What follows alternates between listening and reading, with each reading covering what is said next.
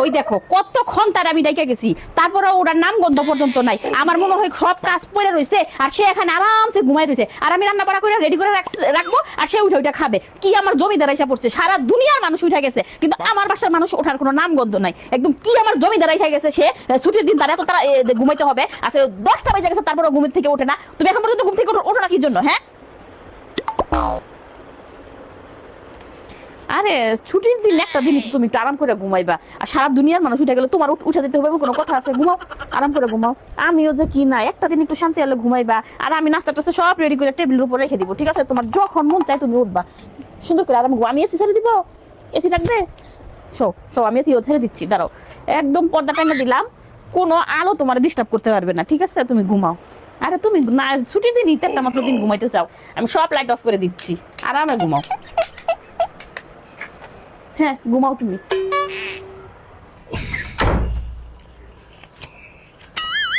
একটা জামার টাকা তো হইয়েই যাবে, ঘুমা।